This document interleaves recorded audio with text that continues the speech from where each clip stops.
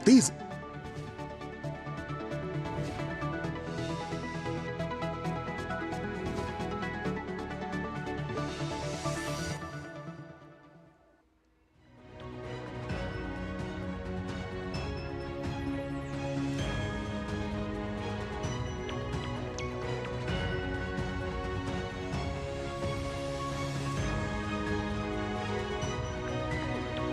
नमस्कार, आप देख रहे हैं डीडी न्यूज। आपके साथ मैं हूं पराक्रम सिंह शेखावत।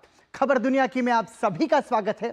अगले आधे घंटे में हम आपको बताएंगे अंतर्राष्ट्रीय स्तर से जुड़ी हर वो बड़ी खबर जो आपके लिए जानना जरूरी है। शुरुआत करेंगे सुर्खियों के साथ। कुवैत की बहुमंजिला इमारत में लगी भीषण आग में भारतीय समेत 49 लोगों की दर्दनाक मौत। प्रधानमंत्री नरेंद्र मोदी की समीक्षा बैठक, घटना पर जताया गहरा दुख। विदेश राज्य मंत्री कीर्तिवर्धन सिंह जा रहे हैं कुवैत।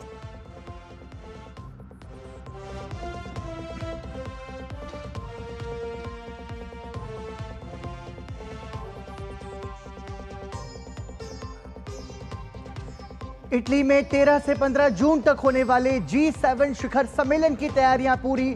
सरकार गठन के बाद प्रधानमंत्री नरेंद्र मोदी गुरुवार को पहली विदेश यात्रा पर इटली होंगे रवाना। G7 शिखर सम्मेलन में लेंगे हिस्सा। कई देशों के प्रमुखों के साथ करेंगे द्विपक्षीय बैठक।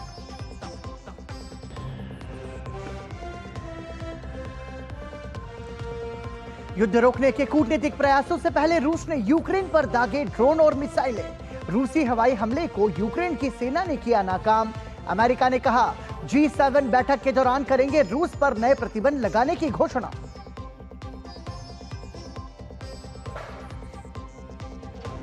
अमेरिका के साथ बढ़ते तनाव के बीच रूस के नौसैनिक जहाजों का एक बेड़ा पहुंचा क्यूबा।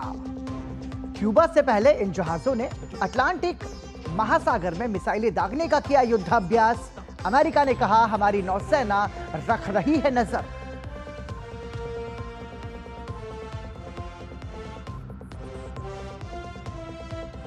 हमास के रुख के चलते गाजा युद्ध विराम प्रस्ताव पर सहमति को लेकर फिर असमंजस। कतर पहुंचे अमेरिकी विदेश मंत्री ने कहा संयुक्त राष्ट्र समर्थित युद्ध विराम प्रस्ताव पर हमास के कुछ संशोधन व्यवहारिक नहीं, लेकिन मध्यस्थ सहमति बनाने के लिए प्रयास रखेंगे जारी।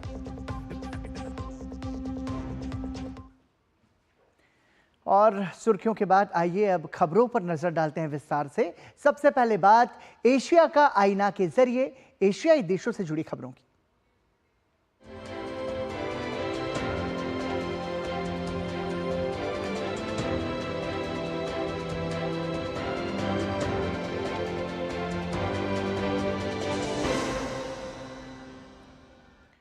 कुवैत के मंगाव शहर में एक इमारत में भीषण आग लग गई। 6 मंजिला इमारत में लगी आग इतनी भीषण थी कि इसमें कई भारतीय समेत 49 लोगों की जलकर मौत हो गई, जबकि 50 से ज्यादा लोग जख्मी हो गए हैं। प्रधानमंत्री नरेंद्र मोदी ने इस हादसे पर दुख जताया। साथ ही प्रधानमंत्री नरेंद्र मोदी ने कुवैत की दुर्घटना से जुड़े पूरे मामले पर समीक्षा बैठक की है। वहीं भारत सरकार तत्काल सक्रियता दिखाते हुए कुवैत स्थित भारतीय दूतावास के साथ संपर्क साधते हुए मृतकों के परिजनों और घायलों को हर संभव सहायता उपलब्ध करा रही है। भारत के विदेश राज्य मंत्री कीर्तिवर्धन सिंह कुवैत जा रहे हैं। दक्षिणी कुवैत के मंगाव शहर में 6 मंजिला इमारत में लगी भीषण आग में 40 से ज्यादा लोगों की मौत हो गई और वहीं 50 से ज्यादा जख्मी हो गए। जिस इमारत में आग लगी थी उसका इस्तेमाल श्रमिकों के आवास के लिए किया जाता था और हादसे के समय वहां बड़ी संख्या में श्रमिक मौजूद थे। स्थानीय समय अनुसार सुबह 6 बजे अधिकारियों को आग लगने की सूचना दी गई, जिसके बाद दर्जनों लोगों को बचाया गया, लेकिन आग से निकलने वाले धुएं के कारण दम घुटने से कई लोगों की मौत हो गई। बाद में आग पर काबू पा लिया गया। अधिकारी हादसे के वजहों की जांच कर रहे हैं। कुवैत के उप मुख्यमंत्री शेख फहाद यूसुफ सऊद अल सबा ने घटनास्थल का दौरा कर हालात का जायजा लिया। उन्होंने रियल एस्टेट मालिकों पर नियमों का उल्लंघन करने के आरोप लगाए और उनके लालची रवैये को इस हादसे के लिए जिम्मेदार ठहराया।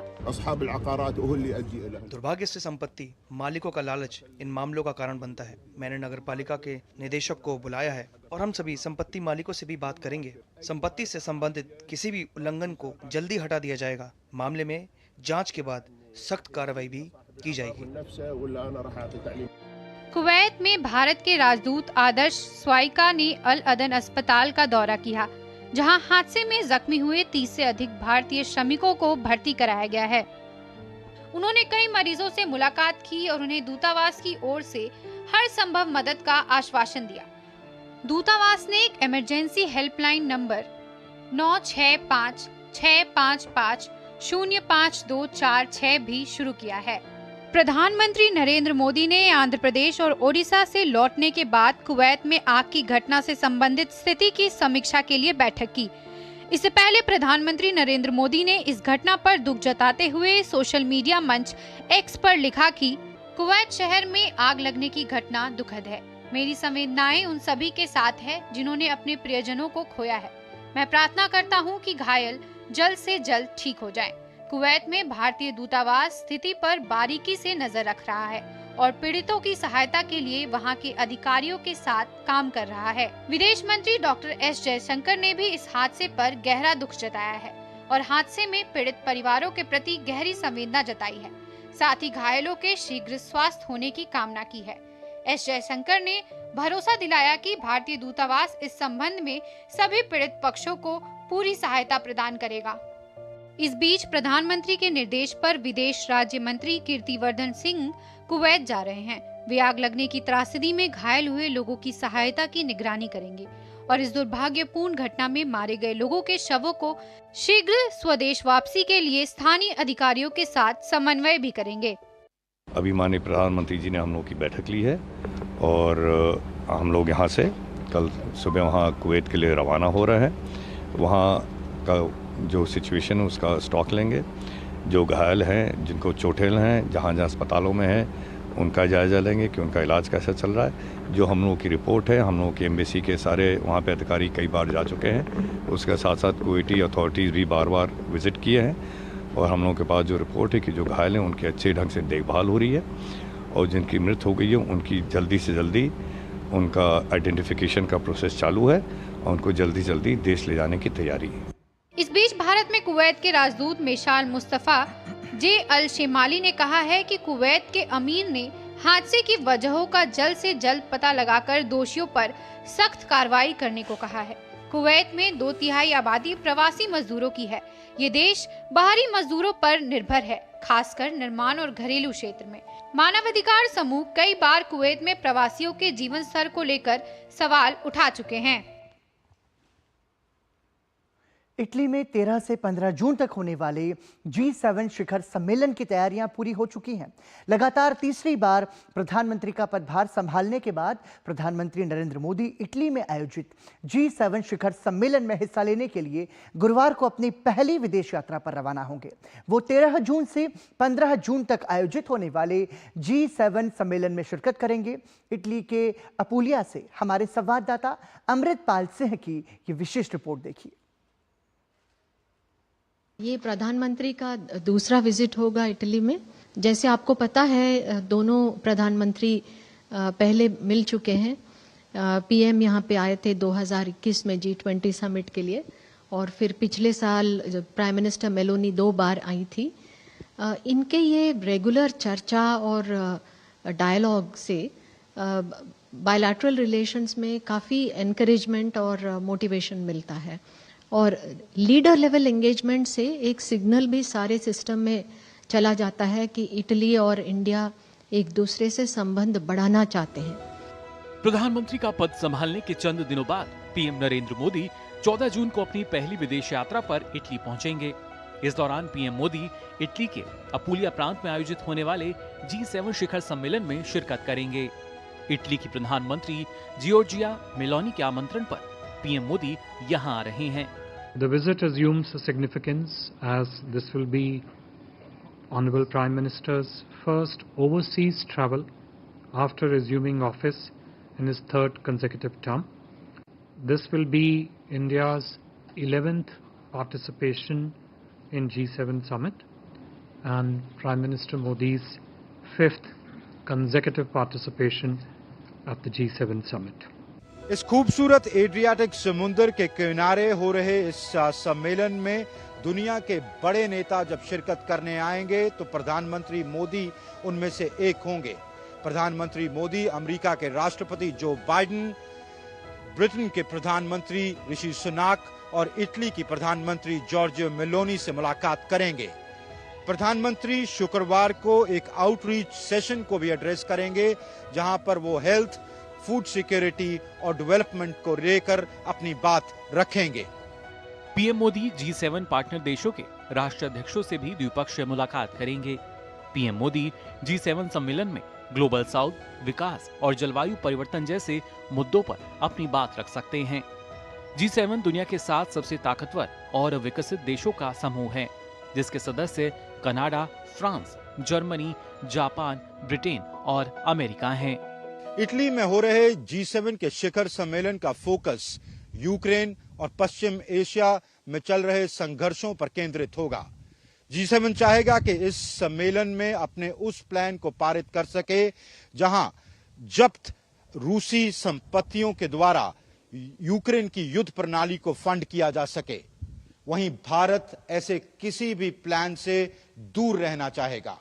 भारत एक बार फिर दोहरा सकता है कि इस मसले का हल बातचीत और कूटनीति से हो सकता है, युद्ध से नहीं। कैमरामैन शैलेंद्र चौहान के साथ Amritpal Singh, DD News, Borgo एनाजिया, इटली। इटली में 13 जून से 15 जून तक आयोजित होने वाली G7 बैठक के लिए मेजबान देश की तरफ से विशेष तैयारियां की जा रही हैं। G7 बैठक में शामिल होने वाले विश्व के नेताओं और प्रतिनिधिमंडल के सदस्यों को विशेष उपहार दिए जाएंगे। इताली कंपनी तालारिको क्रवात ने प्रतिनिधियों के लिए खास उपहारों की तैयारी की है। आपको बता दें कि इटली के बोग्रो इग्नाजिया लग्जरी रिसोर्ट में G7 बैठक आयोजित होगी। आखिर क्या खास उपहार G7 सम्मेलन में शामिल होने वाले मेहमानों को दिए जाएंगे, देखिए इस रिपोर्ट में।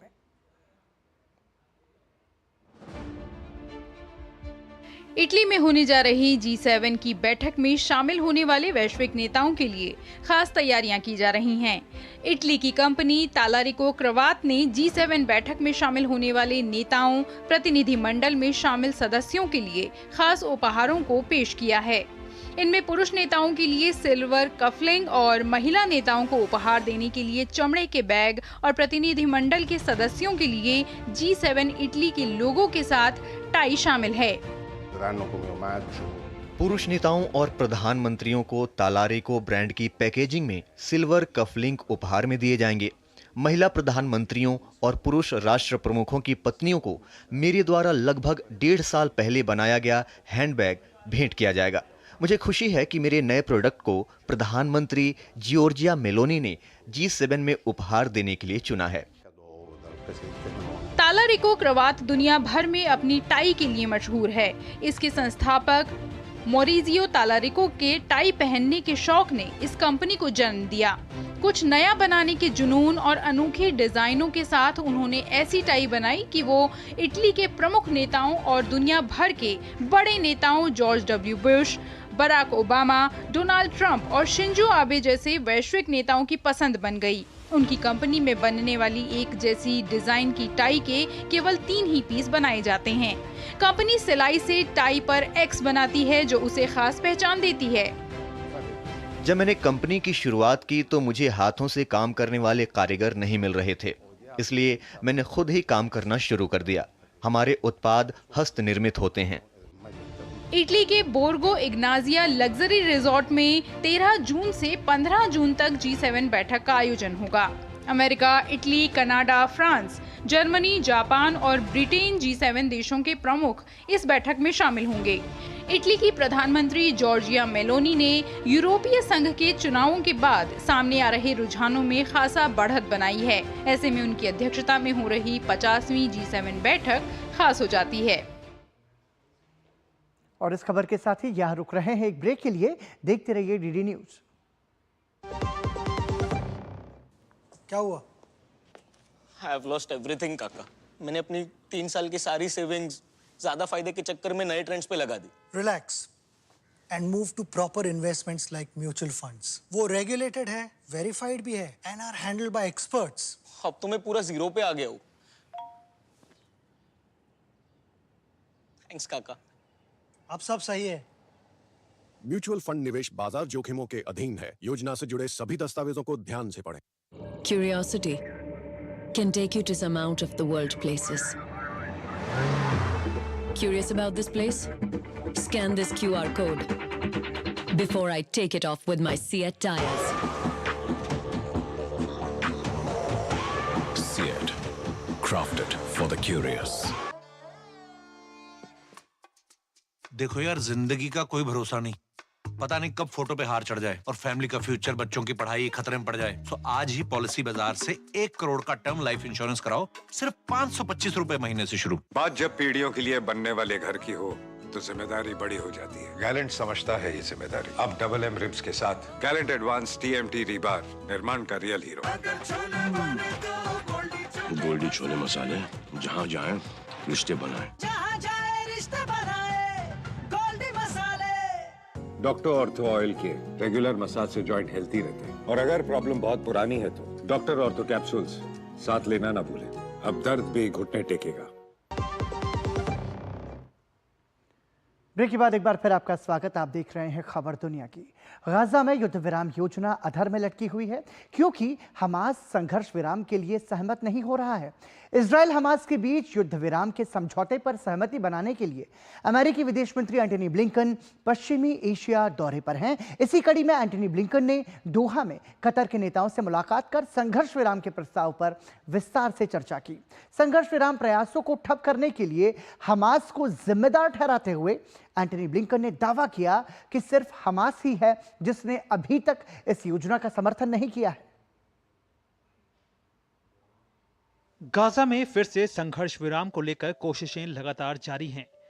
अमेरिकी विदेश मंत्री एंटनी ब्लिंकन संयुक्त राष्ट्र समर्थित युद्ध विराम समझौते पर सहमति बनाने के लिए पश्चिमी एशिया के दौरे पर हैं और लगातार क्षेत्र के नेताओं से मुलाकात कर रहे हैं। इस कड़ी में ब्लिंकन ने बुधवार को मध्य पूर्व का दौरा जारी रखते हुए जॉर्डन से कतर पहुंचे। दोहा में उन्होंने कतर के नेताओं से मुलाकात कर संघर्ष विराम के प्रस्ताव पर विस्तार से चर्चा की। इसके बाद संयुक्त प्रेस वार्ता को संबोधित करते हुए अमेरिकी विदेश मंत्री ने कहा कि संयुक्त राष्ट्र समर्थित युद्ध विराम योजना पर हमास के कुछ संशोधन व्यवहारिक हैं, लेकिन कुछ नहीं हैं।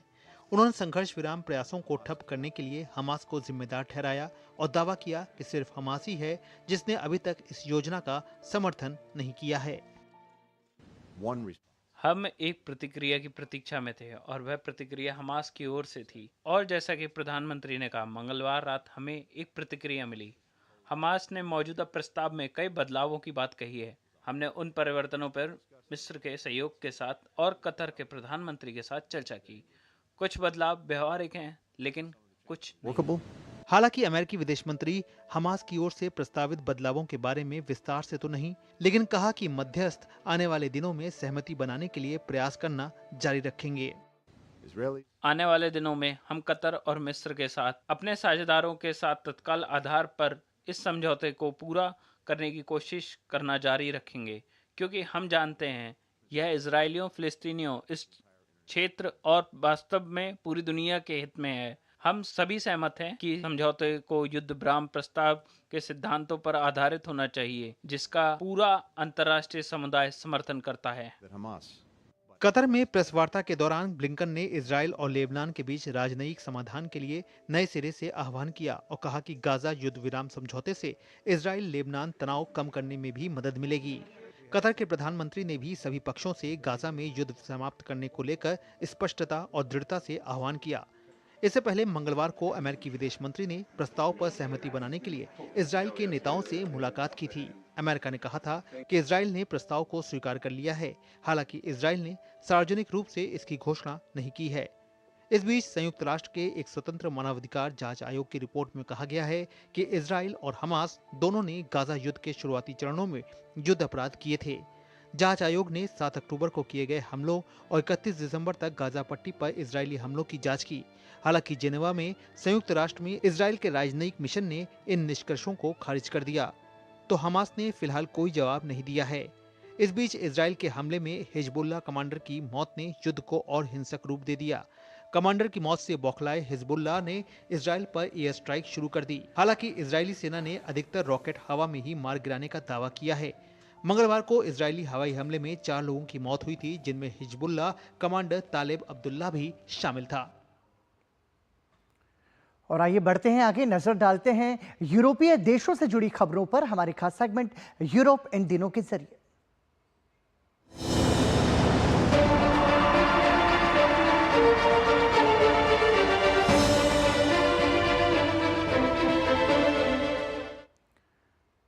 रूस यूक्रेन युद्ध लगातार जारी है। रूसी सेना ने कीव पर ताजा हवाई हमले किए तो वहीं यूक्रेनी सेना ने रूस की 6 मिसाइलें और 24 ड्रोन मार गिराने का दावा किया है। खबर यह भी है कि 13 से 15 जून के बीच इटली में होने वाली G7 की बैठक में अमेरिका रूस के खिलाफ नए प्रतिबंध लगा सकता है। इस बीच नाटो महासचिव जेंस स्टोल्टेनबर्ग हंगरी पहुंचे और हंगरी के प्रधानमंत्री विक्टर ओबर्न से मुलाकात में यूक्रेन संकट पर उन्होंने चर्चा की।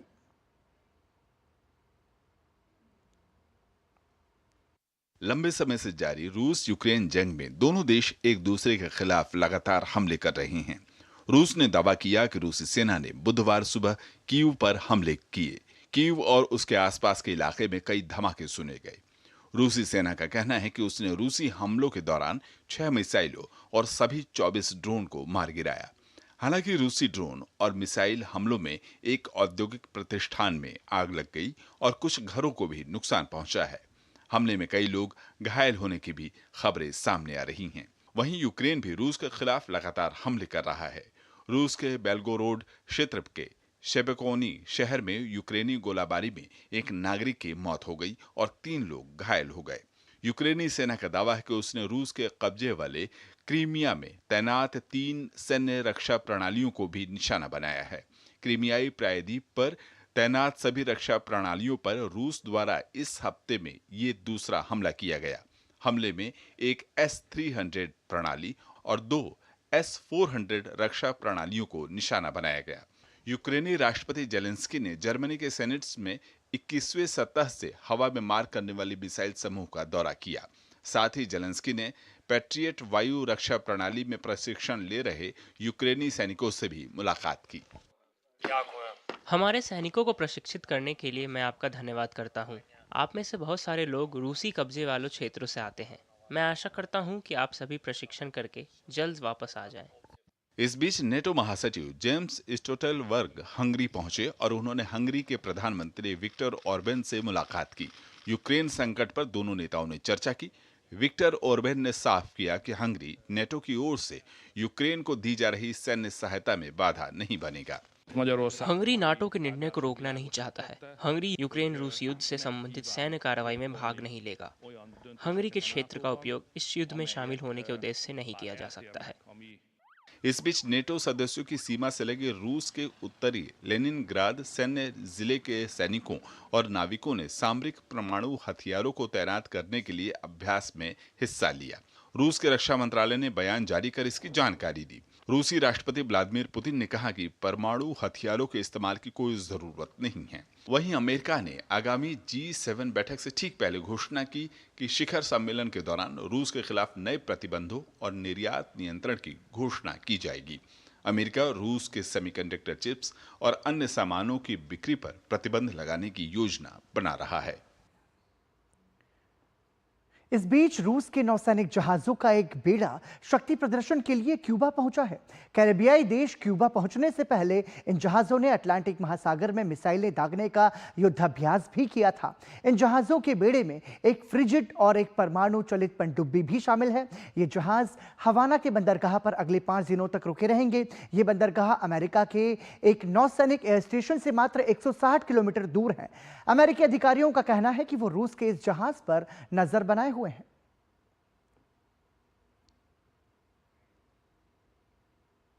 और वहीं यूक्रेन की राजधानी कीव में बिजली की कटौती का असर हर किसी पर पड़ रहा है।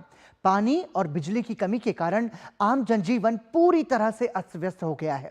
बिजली के बिना कीव में अंधेरी सड़कों के साथ लोगों के जीवन में भी अंधकार छाया हुआ है। कीव में पानी और बिजली की संकट से लगभग 3 मिलियन लोग जूझ रहे हैं। यूक्रेन की ऊर्जा प्रणालियों को रूसी हमलों ने खासा प्रभावित किया है। यूक्रेन की लगभग आधी ऊर्जा उत्पादन क्षमता ध्वस्त हो चुकी है। ये हैं यूक्रेन की राजधानी कीव में रहने वाले मेरिना और वैलेरी तकलीच का परिवार, जो जंग के बीच बुनियादी जरूरतों के लिए जूझ रहा है। बिजली नहीं होने के कारण घर में अंधेरा है, तो वहीं लिफ्ट भी काम नहीं कर रही है। 2 महीने के बेटे को सीढ़ियों से ले जाना मुश्किल है। वहीं जरूरत का पानी भी मुश्किल से मुहैया हो पाता है।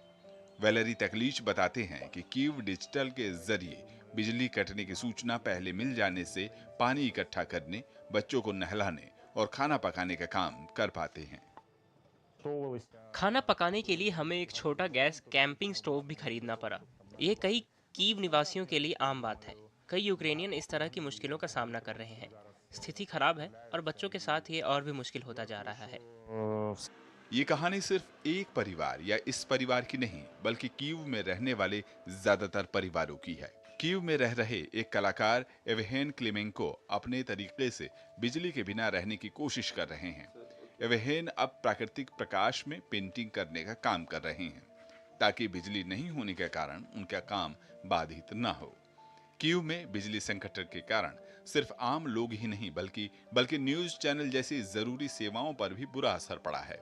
ये तस्वीर है एक यूक्रेनी समाचार चैनल की, जहां बिजली चले जाने के बाद स्टूडियो में अंधेरा छाया है। यह वह वास्तविकता है जिसमें हम रहते हैं। हम सब एक साथ हैं। मार्च के अंत में यूक्रेन की ऊर्जा प्रणालियों पर रूस द्वारा हमला करने के बाद वहां लगभग आधी ऊर्जा उत्पादन क्षमता समाप्त हो गई है। शहर के लगभग 3 मिलियन की आबादी के लिए बिजली और पानी को लेकर जूझना आम बात हो गई है। सड़कें अक्सर अंधेरे में डूबी रहती हैं और कीव की सड़कों पर टॉर्च लेकर चलना आम बात है। लोगों को आशंका है कि सर्दी आते ही हालात और खराब हो जाएंगे। रूस और यूक्रेन के बीच जारी संघर्ष में रूसी सेना थर्मल और हाइड्रो पावर स्टेशनों पर मिसाइल और ड्रोन हमले तेज कर सकती है। लंबे युद्ध के दौरान रूसी हमले में पावर प्लांट्स के ध्वस्त होने से यूक्रेन में ऊर्जा बुरी तरह से प्रभावित हुई है। और इसी के साथ ही खबर दुनिया की में आज के लिए इतना ही। इसके बाद ठीक 10:30 बजे मेरे साथ जरूर देखिए एक्सप्रेस 100 डीडी न्यूज पर। नमस्कार।